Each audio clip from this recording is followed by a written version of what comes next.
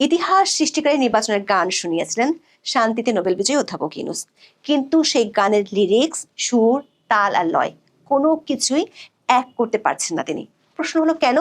এ নিয়ে জনপরিসরে আছে নানান আলোচনা। কেউ বলছেন আইন শৃঙ্খলা পরিস্থিতি ঠিক করতে না চাওয়া আর নিজের মব বাহিনীকে প্রশ্রয় দেওয়াটাই কাল হয়েছে ডক্টর ইউনূসের জন্য। অন্য একটি পক্ষ মনে করে সরকার মিত্র বলে পরিচিত অনেক রাজনৈতিক দলই নির্বাচন চায় না, কারণ ক্ষমতার স্বাদ হারাতে হবে এই ভয়ে মিত্ররা নির্বাচন চান না। তবে এসব আলোচনা আস্তে আস্তে পাল্টে যাচ্ছে 18 ডিসেম্বরের পর থেকে। 18 ডিসেম্বর এক রাতে দুটি গণমাধ্যম ছায়ানট সহ একাধিক প্রতিষ্ঠানে হামলা, অগ্নিসংযোগ, ভারতীয় দূতাবাসে হামলার চেষ্টা, ময়মনসিংহে এক হিন্দু যুবককে পিটিয়ে ও পুড়িয়ে মারার ঘটনার পর সরকারের পক্ষের লোকজনের মুখেই শোনা যাচ্ছে নতুন কথা। তারা প্রকাশ্যে এসব মব সন্ত্রাসের জন্য সরকার একটি পক্ষ কিংবা গোটা সরকারকে দায়ী করেছেন। সরকার মিত্রদের এমন অভিযোগের পর মিলিয়ন ডলারের প্রশ্ন হলো, সরকারের ভিতরে থাকা এই একটি পক্ষ কারা, যাদের মদদে এমন ভয়াবহ মব সন্ত্রাস হয়েছে? দর্শক, এর মধ্য দিয়ে 5 মাস আগে আলোচনায় আসা সরকারের ভিতরে থাকা আরেক সরকারের বিষয়টি আবারও আলোচনায় উঠে এলো। সূত্রগুলো বলছে, সরকারের মিত্ররা যাকে একটি পক্ষ বলে দাবি করছে, সরকারের ভিতরে সেই শক্তিশালী গ্রুপটি কিচেন ক্যাবিনেট বলেই পরিচিত। বিভিন্ন সময় এই কিচেন ক্যাবিনেটের সদস্য সংখ্যা সংযোজন, বিয়োজন হয়েছে। অধ্যাপক ইউনূসের এই কিচেন ক্যাবিনেটের পর্দার আড়ালের খেলায় শুধু তার মিত্ররাই নয়, খেপেছে আন্তর্জাতিক মিত্ররাও। বিশেষ করে প্রথম আলো ডেইলি স্টার ছায়ানটে হামলা, দীপু দাসকে পুড়িয়ে মারার ঘটনায় অধ্যাপক ইউনূসের উপর বেজায় চটেছে তার আন্তর্জাতিক মিত্ররা। সংবাদ মাধ্যমে আক্রমণ, সংখ্যালঘুকে পিটিয়ে মারা আর সাংস্কৃতিক প্রতিষ্ঠানের হামলার ঘটনার পর যুক্তরাষ্ট্র থেকে জাতিসংঘ আর ইউরোপীয় ইউনিয়ন সবাই একযোগে অধ্যাপক ইউনূসের কাছে কড়া বার্তা পাঠিয়েছে। বলছে এই মব আক্রমণগুলো হাওয়া থেকে ঘটেনি। হুঁশিয়ারি এসেছে মাঠের মপকারীদের নয়, পর্দার আড়ালের খেলোয়াড়দের গোমর ফাঁস করতে। এমন নির্দেশে ইতিহাস সৃষ্টিকারী নির্বাচনের চেয়ে আপাতত নিজ ঘরের গোপন কেচ্ছা লুকিয়ে রাখতে কৌশল সাজাচ্ছে অধ্যাপক ইউনূস ও তার সেই কিচেন ক্যাবিনেটকে। সে কৌশলের অংশ হিসেবে কোনো কোনো উপদেষ্টার পদত্যাগের খবর রটিয়ে দেওয়া সহ নানা গল্পও সাজানো হচ্ছে। কিন্তু অধ্যাপক ইউনূস ও তার কিচেন ক্যাবিনেটের কি শেষ রক্ষা হবে, নাকি সহিংসতা আর ভারত বিরোধী মনোভাবকে আরো উস্কে দিয়ে পরিস্থিতিকে আরো ঘোলাটে করে তোলা হবে? বিস্তারিত জানতে চলুন যাওয়া যাক বিশ্লেষণে।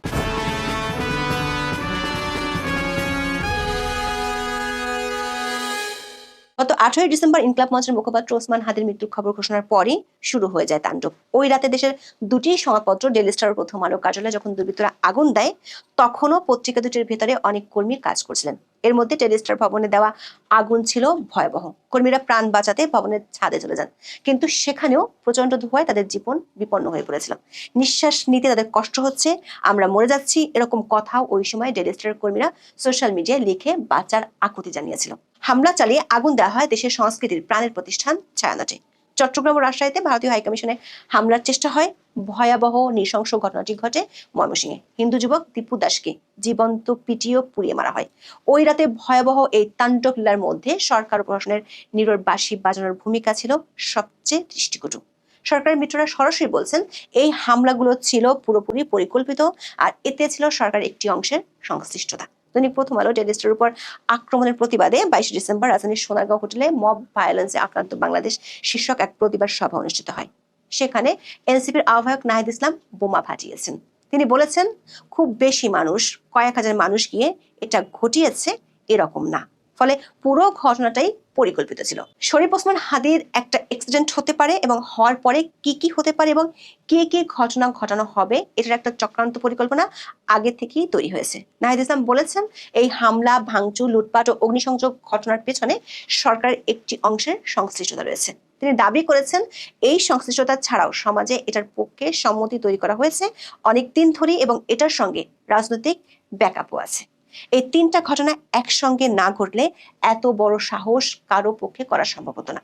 তার একদিন আগে প্রায় একই রকম অভিযোগ করেন নিউজ সম্পাদক বর্ষিয়ান সাংবাদিক নুরুল কবির, যিনি নিজে 18 ডিসেম্বর রাতে আগুনে আটকে পড়া ডেইলি স্টারের সাংবাদিকদের উদ্ধার করতে গিয়ে মব বাহিনীর হেনস্থার শিকার হয়েছিলেন। রোববার রাতে চ্যানেল 24-এ অনন্ত নৃশংসতা শিরোনামে মুক্তবাক অনুষ্ঠানে জনাব নুরুল কবির বলেছেন, সরকারের কোনো না কোনো অংশ কিংবা গোটা সরকার দ্য ডেইলি স্টার ও প্রথম আলোর উপর হামলার ঘটনা ঘটতে দিয়েছে।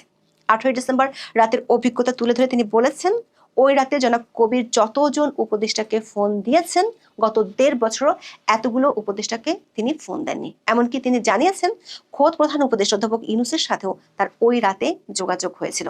এক পর্যায়ে নুরুল কবির পরিষ্কার ভাষায় বলেছেন তার অভিজ্ঞতা এবং পূর্ববর্তী ঘটনা শুনে তিনি মনে করেন সরকারের কোনো না কোনো অংশ কিংবা গোটা সরকার ওইসব হামলার ঘটনা ঘটতে দিয়েছে। দর্শক একটু খেয়াল করে দেখুন, নুরুল কবির ও নাহিদ ইসলামের অভিযোগ একই ধরনের, এরপর আরো অনেকেই একই ধরনের কথা বলেছেন। প্রশ্ন হলো সরকারের এই একটি পক্ষ কারা যারা পরিকল্পনা করে মব বাহিনীকে দিয়ে এমন সহিংস তাণ্ডব চালিয়েছে? দর্শক আপনাদের হয়তো মনে আছে গত 23শে জুলাই সিপিটির সম্মাননীয় ফেলো দেবপ্রিয় ভট্টাচার্য বলেছেন বর্তমান অন্তর্বর্তী সরকারের ভেতরেও আরেকটা সরকার আছে। সেদিন তিনি বলেছিলেন এখন সরকার নিরপেক্ষতার প্রশ্নটা বিশেষ করে দলীয় নিরপেক্ষতার দৃষ্টিভঙ্গি থেকে গুরুত্বপূর্ণ হয়েছে, কারণ এখন মোটামুটি পরিষ্কার হয়েছে যে আমরা সরকার বলতে যাদের দেখি আনুষ্ঠানিকভাবে আসলে তার ভিতরেও আর একটা সরকার আছে। এটা এখন আর কোনো গোপন বিষয় নয়, এটা সবার কাছেই প্রকাশ্য। ডক্টর দেবপ্রিয়র সেই সরকারের ভেতরে থাকা আরেকটি সরকারের কথা 5 মাস আগে অনেকেই উড়িয়ে দিয়েছিলেন। সরকার ভেতরে থাকা সেই আরেকটি সরকার হলো অধ্যাপক ইউনূসের প্রিয় ভাজন কিচেন ক্যাবিনেট। অধ্যাপক ইউনূসের 16 মাসের শাসনামলে গুরুত্বপূর্ণ সিদ্ধান্তগুলো আসে কিচেন ক্যাবিনেট থেকে। শুরুতে এই কিচেন ক্যাবিনেট ছিল 5 সদস্যের, কিন্তু বিভিন্ন সময় নিজেদের মধ্যে দূরত্ব দেখা দেয়, সেখান থেকে বাদ পড়েন কেউ কেউ কিংবা সরে যান কেউ কেউ। তবে শুরু থেকে এখনো পর্যন্ত 2 জন সদস্য এই কিচেন ক্যাবিনেটে আছেন, তারাই মূলত নাটের গুরু। সবশেষ তথ্য অনুযায়ী এখন এই কিচেন ক্যাবিনেটের সদস্য সংখ্যা 6 জন, যার মধ্যে 2 জন সরাসরি অধ্যাপক ইউনূসের উপদেষ্টা পরিষদের সদস্য নয়। একাধিক সূত্র বলছে গত 16 মাসে বিভিন্ন সময় মব ভায়োলেন্স হামলা ভাঙচুরের ঘটনার পর অধ্যাপক ইউনূসের দপ্তর থেকে একটা করে ঐতিহাসিক বিবৃতি আসতো। লোক দেখানোর খাতিরে কখনো কখনো 2-1জনকে গ্রেপ্তার করা হতো, কিন্তু নতুন তাণ্ডবের ভিড়ে পুরনো ঘটনা চাপা পড়ে যেত। কিন্তু প্রথম আলো, ডেইলি স্টার ও ছায়ানটের হামলা ও আগুন দেওয়ার পর ভিতরের অনেক কাহিনী ফাঁস করছেন সরকারের মিত্ররাই। নিউজ সম্পাদক নুরুল কবির বলেছেন তিনি নিজে অধ্যাপক ইউনূসের সাথে যোগাযোগ করেছেন। টিভিতে সামাজিক মাধ্যমের লাইভে দেখা যাচ্ছিল মব সন্ত্রাসীরা আইন শৃঙ্খলা বাহিনীকে হুমকি দিয়ে আটকে পড়া সাংবাদিকদের পুড়িয়ে মারতে চেয়েছিল। প্রশ্ন উঠেছে অধ্যাপক ইউনূস জানার পরও পরদিন 2 সম্পাদককে ফোন করেছেন, এটুকু জানি আর একটি বিবৃতি দিয়ে শুধু দায়িত্ব সারতে চেয়েছিলেন। সূত্রগুলো বলছে 19শে ডিসেম্বর থেকে ঘটনার ভয়াবহতা আর সরকারের সেই পক্ষের বিরুদ্ধে সরকারের মিত্ররা সোচ্চার হতে থাকলে বিপাকে পড়ে যমুনার দপ্তর। এত ভয়াবহ ঘটনায় মামলা দায়ের করতে লেগেছে 3 দিন। লাইভে হামলা ও ভাঙচুরের ঘটনা দেখা গেলেও আসামিদের নাম যেন এজাহারে না আসে, সে চেষ্টায় প্রাথমিকভাবে সফল সরকারের সেই পক্ষটি। প্রথম আলো, ডেইলি স্টার কিংবা ছায়ানট সবার মামলাতেই আসামি সব অজ্ঞাতনামা। সূত্রগুলো বলছে এখনো পর্যন্ত এই 3টি ঘটনায় প্রায় 40 জনের মতো গ্রেপ্তার হয়েছে, কিন্তু নাম না থাকায় পরিকল্পনাকারী আর উস্কানিদাতারা থেকে যাবে ধরা ছোঁয়ার বাইরে। বিশেষ করে কিচেন ক্যাবিনেটের চেষ্টা ছিল ভারত বিরোধী মনোভাবের বিষয়টিকে সামনে এনে পরিস্থিতিকে অন্যদিকে ঘুরিয়ে দেয়া। এনে আন্তর্জাতিক মহল থেকে এরই মধ্যে বেশ চাপ এসে পড়েছে যমুনার তীরে। সবশেষ 23শে ডিসেম্বর কড়া মন্তব্যই করেছেন অধ্যাপক ইউনূসের মিত্র বলে পরিচিত জাতিসংঘের মতামত ও মত প্রকাশের স্বাধীনতা বিষয়ক স্পেশাল রিপোর্টিয়ার আরিন খান। জাতিসংঘের মানবাধিকার বিষয়ক হাই কমিশনার দপ্তরের ওয়েবসাইটে প্রকাশিত এক সংবাদ বিজ্ঞপ্তিতে আরিন খান বলেছেন এই মব আক্রমণগুলো হাওয়া থেকে ঘটেনি, বরং বিচারহীনতা দূর করা এবং সংবাদ মাধ্যম ও শিল্প সাহিত্যের স্বাধীনতা বজায় রাখতে অন্তর্বর্তী সরকারের ব্যর্থতার কারণে এগুলো ঘটেছে। তিনি বলেন গত 1 বছরে বাংলাদেশে মত প্রকাশের স্বাধীনতা, বিশেষ করে সংবাদপত্রের স্বাধীনতা রাষ্ট্রীয় ও অরাষ্ট্রীয় উভয় পক্ষের মাধ্যমে অনলাইন ও অফলাইনে ব্যাপক চাপের মুখে পড়েছে।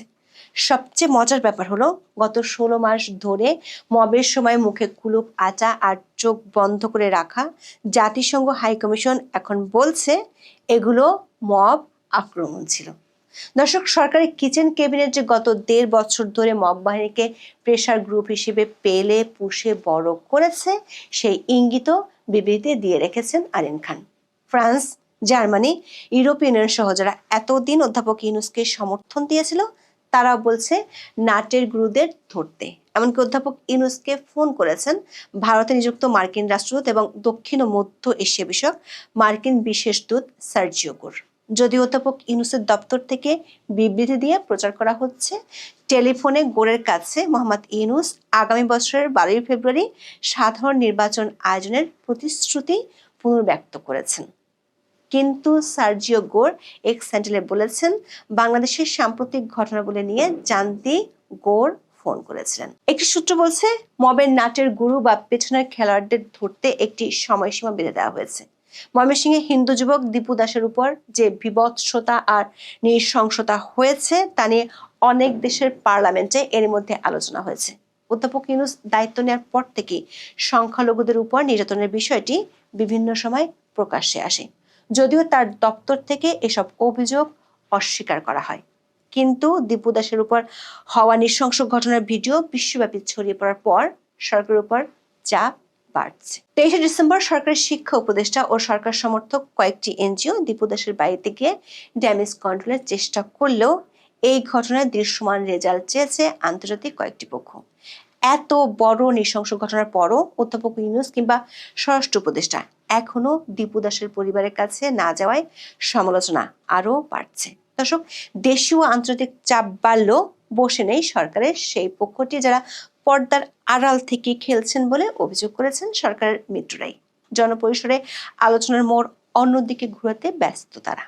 সামাজিক মাধ্যমে সারাদিন ছড়িয়ে দেওয়া হয় স্বরাষ্ট্রসহ একাধিক উপদেষ্টার কপাল পুড়ছে, যদিও মন্ত্রিপরিষদ সচিব বলেছেন উপদেষ্টা পরিষদের রদবদলের কোনো খবর তার কাছে নেই।